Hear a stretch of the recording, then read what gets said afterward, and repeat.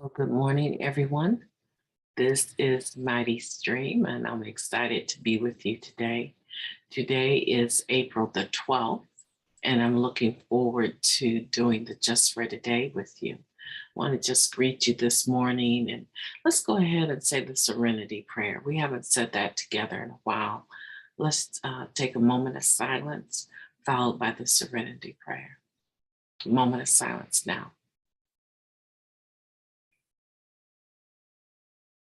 Thank you. God, grant us the serenity to accept the things we cannot change, the courage to change the things that we can, and the wisdom to know the difference. So today is Tuesday. I'm hoping that you had a beautiful Monday. Everything went well with me yesterday, and so we're just looking for the test results. And I have no doubt that those will be excellent as well. Let's go ahead and get into the reading. Today's reading for April 12th, the big picture. All spiritual awakenings have some things in common. Common elements include an end to loneliness and a sense of direction in our lives. Basic text, page 50. And I'm assuming this is talking about the 12th step, our spiritual awakening, right? Some kinds of spiritual experiences take place when we confront something larger than we are. We suspect that forces beyond our understanding are operating. We see a fleeting glimpse of the big picture and find humility in that moment. Our journey through the 12 steps will bring about a spiritual experience of the same nature, only more profound and lasting. We undergo a continual process of ego deflating, while at the same time we become more conscious of the larger perspective. Our view of the world expands to the point where we no longer possess an exaggerated sense of our importance.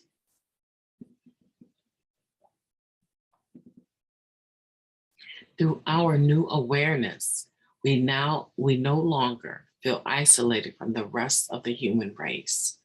We may not understand why the world is the way that it is, or why people sometimes treat one another so savagely. But we do understand suffering, and in recovery, we can do our best to alleviate it. When our individual contribution is combined with others, we become an essential part of a grand design. We are connected at last. Just for today, I am but one person in the entire scheme of things. I humbly accept my place in the big picture. I like that. This is very settling. This is a very calming reading. This is a very fulfilling reading. This particular reading today is talking about the types of spiritual experiences or awakenings an individual can have. The first paragraph here is highlighting the fact that we all have at some point in time had this awareness that we were dealing with something that was larger than we are, right? We were dealing with something that clearly was having more spiritual impact, a wider sphere of influence than what we could see. But we knew that it was larger. We knew that our actions in that moment would impact the larger scheme of things. So it settles it, it kind of introduces it in the sense that, hey, we know that everyone has had this spiritual experience at some point in time, right? If you're a human being, you've experienced the fact that you've encountered something, and in that encounterance, you were like, this is bigger than me. This is way larger than me. And in that moment, there's a level of humbling or humility that comes with that. And we're able to go about it in a sense that while we're contributory to the situation, all that is at stake is not completely dependent upon us. There's so much more to it than what we do. But what we do has an impact on the larger picture. For instance, I'd like to give you an example that is quite simple. We know that there are a lot of products that we can go buy from the store, from any department store, that are not biodegradable, right? They do not disintegrate in the ground or at any time. They literally have to be melted down and forced into a new substance or a new mass, right? In order for them to be gotten rid of. And there's some things that you can go to the store and buy that have the recyclable symbol on them, the arrows going in a circle. And you know that those things can go in your recyclable bin and they will be further used down the road many years later for something else. Okay, so here's the point. Do you remember the cigarettes that had filters in them? People could buy them, they had filters, but they were not biodegradable. And the issue was is that oftentimes people would smoke these cigarettes and throw them on the ground, not realizing that that filter is going to stay right where you threw it unless someone picks it up and throws it away. But even in the throwing away of it, something else has to happen for it to be gotten rid of, right? So that's a simple example of how something small has an effect on the larger, the greater whole. How buying things that have the recyclable label on them are far more beneficial to the whole planet, right? Because this healthy environment or having a clean environment is greater than all of us, right? But each person does have influence. Okay, so that's just on the small scale, right? That's in the first paragraph. But then it talks about here in the second paragraph that as we journey through the 12 steps, we bring about we have a spiritual experience that is of the same nature, but it's more profound and it's more lasting because we realize now that spiritually speaking, I am responsible for my actions, right? It's just the journey through the 12 steps. So I'm not getting to the second paragraph just waking up, right? I'm not getting to, when I say just waking up, I'm talking about just, acknowledging that I have a problem with an issue in my life and that my life had become unmanageable. No, I am getting to this second paragraph through the journey of the 12 steps, the spiritual principles that come thereof, right? So I am acknowledging there's an issue. I can believe that I can be restored to sanity. I'm turning my will and my life over to a power greater than myself, right? I'm writing down my liabilities and my assets. I'm sharing those with God and one other person, right? I'm seeing that I have character defects that I'm entirely ready to have them removed, right? And then I go on into the seventh and I ask God to remove these shortcomings from me. These character defects that I have are causing me to fall short in a sense. They're causing me to act in a way is problematic. And those are called shortcomings in the seventh step. And I'm asking God to remove them. I'm humbly asking, I'm not demanding, I'm humbly asking him to remove them from me. And in that spirit of knowing that there's something greater than me that I'm doing that's impacting the greater whole in a spiritual sense, right? I am making a list of all of the people that I need to make an amend to, right? All of the people that I have had some sort of relationship to, but I left them hanging. I dropped the ball in some kind of way, or I acted in a certain way, or I didn't act in a way that was fruitful for the relationship. I'm writing and I'm putting myself at the top of the list, right? I'm number one. I'm at the top slot on that 8th step. And then I go into the 9th step and I'm going to make direct amends to them, except for when to do so causes harm to others or myself, right? So I'm going to make amends to them, but say maybe, I cheated on my husband, or I cheated on my girlfriend, or I um, did something that has such magnitude and weight that if I try to make an amends for that, and I'm specific about that with them, the baby has to go out with the water, right? Because there's so much damage in that moment of admitting that I've done something wrong. But how can you make an amends in that situation and not cause further harm to them, others, or myself, right? How can you do that in the 9th step? Well, making amends is greater than just saying I'm sorry. It's changing the behavior, and that behavior becomes the patch. That behavior becomes the bridge over troubled water. So now when I'm at this second paragraph right here, I'm talking about I've done some work. And the promises is that it will bring, after this work that I'm doing, right? I stopped at step 9, but after doing the work, the promises that there will be a spiritual experience of the same nature, but what is it going to be? More profound and lasting. So I'm doing step 9 to the best of my ability. I'm going over with my sponsor. My sponsor is going to let me know if these are real amends that I can make directly, or if I'm going to have to make them indirectly. Right? Then when I move into step 10, I'm talking about now I have the power to encounter the same type of circumstances, but make a different decision. But in the step 10, right, it says that we promptly admit our wrong, right?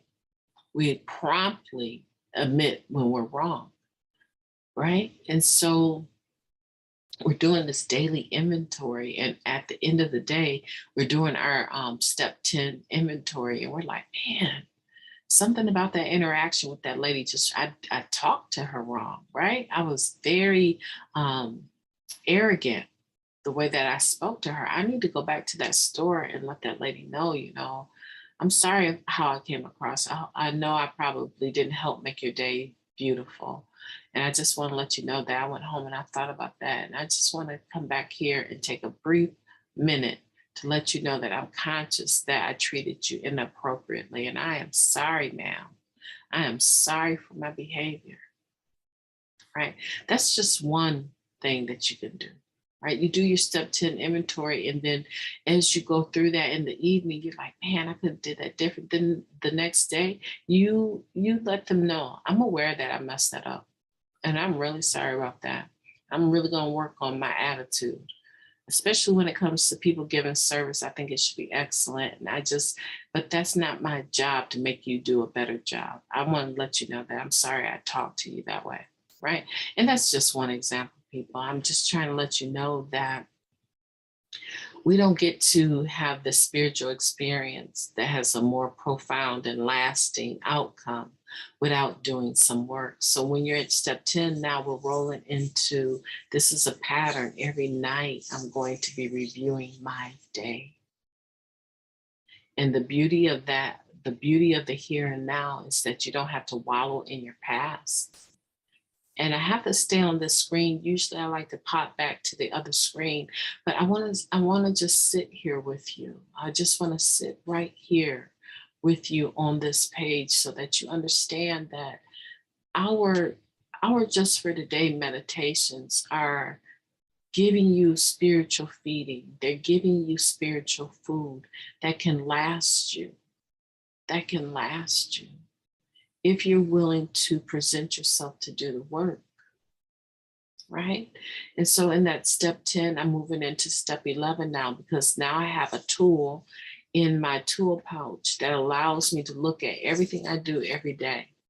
I'm no longer at that point where I'm at step 4 and I'm making a long record of my liabilities and my assets in regards to relationships, how I respond to things, how the disease of addiction, the diseasiness of being obsessive and compulsive. Let me break that down for you, right? The disease of addiction is a dis-ease, a spiritual dilemma. It's a dis-ease that has symptoms that are obsessive and compulsive. It has symptoms, just like a cold has symptoms. How do you know you have a cold? I'm sneezing, my nose is running, I'm coughing, I have a sore throat. So how do you know you have the disease of addiction? Well, you have this component called obsession and compulsion. The constant thought and then the acting on it regardless to the consequences, right? And so now I'm no longer have to wallow in that. I don't have the past to clean up anymore because I've done it, right? But I'm living from day to day. I'm living just for the day. I'm living in the here and now. And when you're doing your 10th step, that is a point where you are living in your here and now, and you're correcting your mess as you make them. It's very powerful. And I recommend for everyone that's listening that is not even in the program, I recommend that you get this step working guide. You can order it directly from na.org. Go to their, I want to call it their inventory, but once you get to their website, you will know exactly where to go. Just read up at the top, click on that link so that you can place an online order, or you can even order it off of Amazon, right? And you don't have to get a brand new copy, but I suggest that you do. But there's older copies people are getting rid of, and you can just order it and have it in your book collection and commit to going. It helps you journal every day. It helps you get better. And so when you're at your step 10, this is that you're doing this every day. Just for today, you're doing this every day. Every night, you're looking at your day. Let me take a sip of this horrible black coffee.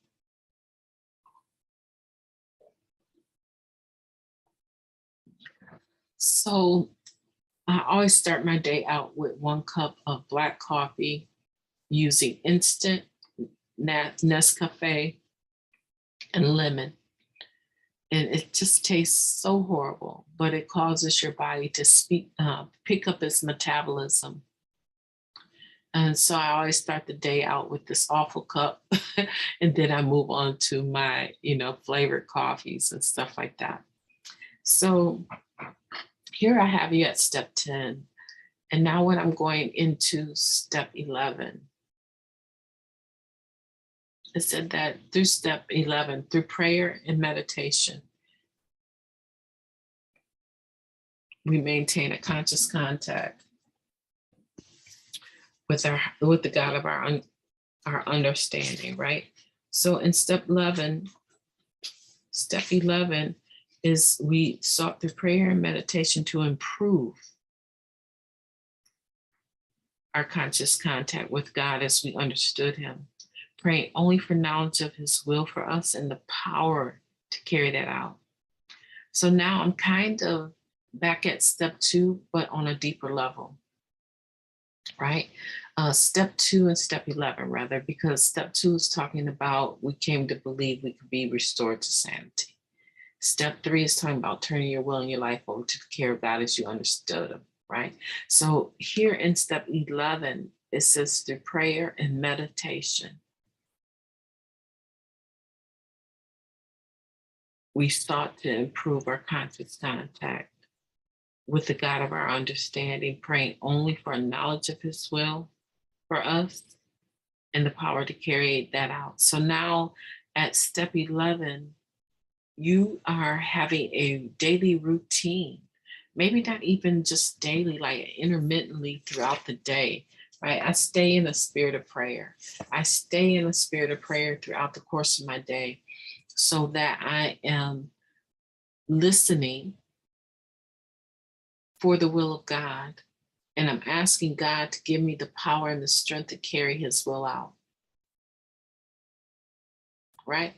Regards to your higher power, if your higher power is not able to give you the life force energy to do the things that your higher power created you to do, then there's a problem in the connection. But through prayer and meditation, you're going to go about your day and be able to do this. Do you see how beautiful this process is? Because now you get to wake up every day realizing that there's a source. You are plugged into the proper source that is going to give you revelation about what you should or should not be doing, but also give you the strength, the life energy, the grace to be able to go about what you're doing. It's a very powerful, beautiful process to get to this point. Then when you're at your 12th step, it said, having had a spiritual awakening as a result of these steps, we try to carry this message to the addict that still suffers and apply these principles in all our affairs.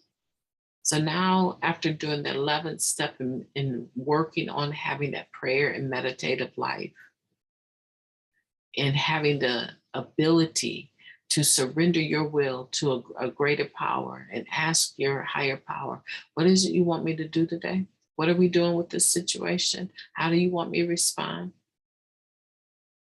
Okay, you want me to reestablish a relationship with someone that has been hating me forever and treating me horribly. Okay, I'm gonna need some help with that. And you're given the strength to make that a contact and say, I know that things have been kind of rough for us in the past, and I've been, distant, but I want to try to work on reestablishing our relationship.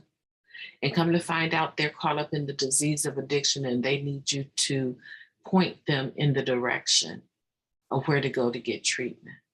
And they've been dying in this disease of addiction, riddled with guilt from their past, knowing that they've harmed people, but they don't have the blessing of having had a 12-step program. They don't have the blessing of knowing how to make amends to people. They don't have that. They don't have 1, 2, 3, 4, 5, 6, 7 to get them to 8, 9. They don't have that. They don't have a program. They had you, but they lost you because of the poor way that they treated you. I'm preaching to myself. I'm not just talking about, I'm giving you an example of why I treat a relative of mine as well as I do, even though they treat me like crap pretty much every day, right? Because I understand they're caught in the disease of addiction. They don't get a pass. They just get some love and understanding, right? And so when my God was like, I need for you to help be the bridge over troubled water between this person and their children, I was like, really? Right? And my God has given me the strength to do that. And I do it wonderfully. I do it wonderfully today. Right? As a result of the strength that God has given me to do it. So at the 12th step, you have the ability to carry the message. You have a message to even carry at this point. You have a message that is worth carrying to the still suffering addict. But not only that, you're practicing these principles in all your affairs, and you know and you understand. I can't say I'm in recovery and act like this. I can't say I'm recovery. I mean, people do it all the time, but hopefully your walk in recovery is not as simplistic as some people's that are just, as long as I don't use, I'm fine. Hopefully yours is going to a deeper level. And now, your higher power is putting you in positions to use you in the community because you have perfected or practiced applying spiritual principles in all your affairs. You know that you can't just go to the store and start cussing people out, right? You know that when you have the money for your bills, you need to pay them, right? You take care of that stuff first, right? Before you start having fun with your money. Getting your nails, your hair, toes, new clothes, new shoes, right? New furniture, new vehicle. You take care of the stuff that is going to sustain you on a day-to-day basis. Recently, recently I was gifted, right? A little bit of money more than what I bring in, right? I was gifted and I knew that I had to take care of certain bills, because if I don't take care of certain bills first, it's going to be a problem with my conscience, not with anything else, because I can do what I want with my money, but I knew I needed to take care of certain things first. So I got everything caught up before I started blessing other people. And after I got everything caught up, it's like the crap hit the fan. There was such a blow, right, to my family, that I needed to be able to contribute something to the situation. I was a part of a larger picture. And that little extra amount of money, I was able to use it so that as our family gathered on a daily basis, trying to care for this one particular person that's dear to all of us, we were able to eat together. We were able to get to and from places that we need to go to take care of this person's needs. We were able to buy equipment so that this person could recover at home and not be stuck in a rehabilitation, physical rehab center. Right. And I felt like, wow. And I had certain people, they were like, we know that you struggle from day to day financially. Like, where did this come from? I was like, it's so cute that they're concerned about me being able to take care of my needs first. But I had it all covered because I did the right thing. And I was able to apply spiritual principles in all my affairs, like being responsible, right? But then I was able to go on and be a part of a larger picture and be helpful. That's just one example. None of the stuff that I'm sharing with you is really deep or heavy, but I'm just trying to make sure you understand that when we're going through steps 1 through 12 in our journey of the 12 steps, they can bring about a spiritual experience that is more profound and lasting. And you want to make sure that you benefit from that. And you understand that you are humbly just one person in the big scheme of life, but what you do is important. I want you to go out, I want you to go forth into your day with that in mind, right? That I'm a small part of a larger picture, but the part that I play is important. And I want you to bring your best self to that game. I want you to bring your best self to the flick. I want you to bring your best self to the day. And I want you to be conscientious of how you are treating people. Because the better you treat them in the moment, the better your life is when you're with no one else and you're at home by yourself thinking about your day. I want you to think seriously about getting this literature so that you can do your step work. And I'm available for you. You can reach me at recoveryofhope21@gmail.com. You can always reach me there. I have several. I need to figure out how to share the other social media platforms that I'm on. I'll try to make a point to post them or add them somewhere in here. But I'm brought to you through Hope Through Navigation. This is Hood Recovery Services. Hood stands for Hope Offered on Demand. And so when you're ready, when the student is ready, the teacher will appear. When you're ready to do your work, I am ready to walk you through that in a way that fits for both of us to get together. I'm excited about your future. I'm excited about my Tuesday. I'm excited about getting these boys up in a few minutes to get them ready for their beautiful day. I'm excited about caring for my home. I'm excited about my personal life and how God is putting the pieces together And I'm excited about doing my homework so that it's turned in before class starts tomorrow, right? I have to be responsible. Even when I'm going through stuff, I have to remember you're just a small part of the big picture. So I want to thank you for being with me. And I hope that you'll continue to listen.